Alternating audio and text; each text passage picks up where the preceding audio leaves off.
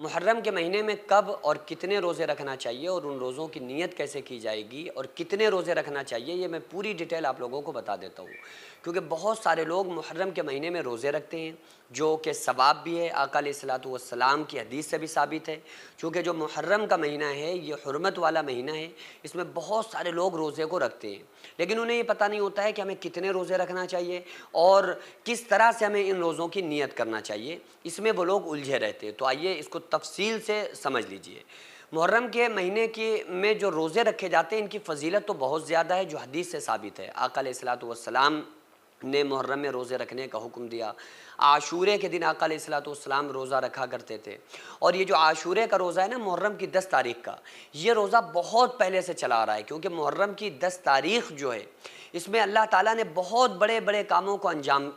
دیا ہے، یعنی بڑے بڑے کام اللہ تبارک و تعالیٰ نے کیے ہیں محرم کی 10 تاریخ کو۔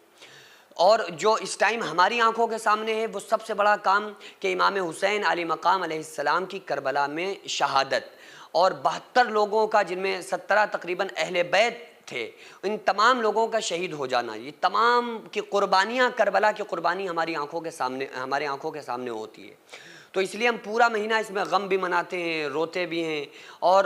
کوشش یہ کرنا چاہیے کہ ہمیں پھر پوری سال امام حسین علی مقام علیہ السلام کی محبت کو دل میں رکھ کے ان کے بتائے ہوئے طریقوں پر ہم تمام لوگوں کو عمل کرنا چاہیے۔ ہم لوگ کیا کرتے ہیں کہ امام حسین کو بھی مانتے ہیں نا تو رسمی طور پر مانتے ہیں، رواج کے طور پر مانتے ہیں کہ صرف 10 دن ہم نے امام حسین علی مقام علیہ السلام کو یاد کیا، باقی پوری سال پھر ہمیں امام حسین سے کوئی مطلب نہیں رہتا ہے۔ بھائی یہ 10 سال محرم کے یہ 10 دن ہمیں یاد دلاتے ہیں کہ ہمیں دنیا میں آزادی کے لیے نہیں بھیجا گیا ہے۔ امام حسین علی مقام علیہ السلام کی قربانی، ان کی شہادت ہمیں یہ بتاتی ہے کہ دنیا میں ہمیں نہیں بھیجا گیا، تو اس لیے ہمیں پوری سال امام حسین علی مقام کو یاد رکھنا چاہیے۔ تو اس میں روزوں کے تعلق سے صحابہ کرام آئے نا، انہوں نے کہا یا رسول اللہ صلی اللہ علیہ وآلہ وسلم، یہودی چونکہ صاحب کتاب ہیں، ان میں موسیٰ علیہ السلام آئے تھے، تو یہ اہل کتاب ہیں، تو یہ 10 تاریخ کا محرم کا روزہ رکھتے ہیں، کیا ہم بھی اس روزے کو رکھ لیا کریں؟ تو آقا علیہ السلام نے فرمایا رکھ لیا کرو۔ تو صحابی نے کہا یا رسول اللہ صلی اللہ علیہ وآلہ وسلم، آپ نے تو یہودیوں کی مخالفت کا حکم دیا ہے کہ ان کی مخالفت کرو، اور آپ کہہ رہے ہیں کہ ہم بھی 10 کا روزہ رکھ لیں جبکہ یہ بھی رکھتے ہیں۔ تو آقا علیہ السلام نے ارشاد فرمایا ہاں تو پھر تم 9، 10 یا 10، 11 کا رکھو، یعنی اگر یہ 1 رکھتے ہیں تو تم 2 روزے رکھا کرو۔ تو محرم میں آپ 1 تاریخ سے لے کر جب تک چاہیں جتنے چاہیں روزے رکھ سکتے ہیں، یعنی نفلی روزے ہوں گے، اور حرمت والا مہینہ جو محرم کا، اس میں 1 تاریخ سے اگر آپ محرم کے مہینے میں روزے رکھنا چاہتے ہیں تو 1 سے لے کر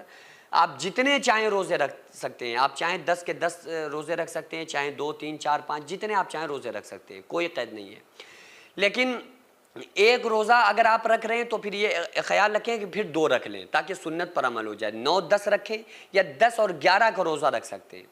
اچھا اس میں نیت کیسے کی جائے گی؟ نیت جو ہے وہ دل کے ارادے کا نام ہے، دل میں آپ نے ارادہ کر لیا وہ نیت ہو گئی، تو بس دل میں ارادہ کر لیا کہ ہم نفلی روزہ رکھ رہے ہیں تو آپ کی وہ نیت ہو گئی۔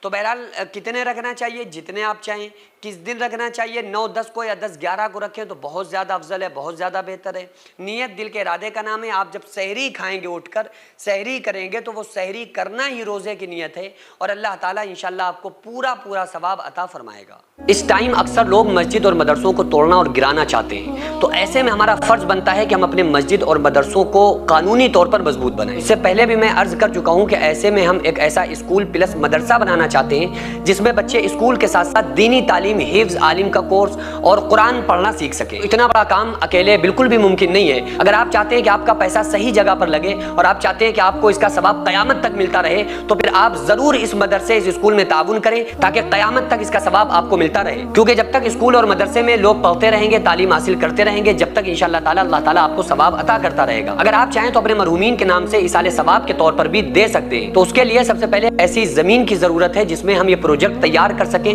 جو قانونی طور پر مضبوط مانا جائے۔ تو اس لیے آپ لوگ کوشش کریں کہ زیادہ سے زیادہ تعاون کریں اور بار بار تعاون کرتے رہیں تاکہ ہم اپنے اس نیک مقصد میں کامیاب ہو سکیں۔ یہ کوئی فراڈ نہیں ہے، دھوکہ نہیں ہے۔ آپ چاہیں تو آپ آ کر خود یہاں پر وزٹ کر سکتے ہیں، آ کر دیکھ سکتے ہیں کہ الحمدللہ کس طرح سے یہاں پر کام ہوتے ہیں، کس طرح سے دینی کام، ملی کام، قوم کے کام، سماجی کام ہوتے ہیں۔ خود آ کر آپ وزٹ کر کے اپنی آنکھوں سے دیکھ سکتے ہیں۔ تو اسکرین پر جو آغازیہ ویلفیئر سوسائٹی کا اکاؤنٹ نمبر اور اسکینر نظر آ رہا ہے، اس پر آپ زیادہ سے زیادہ تعاون ضرور کریں۔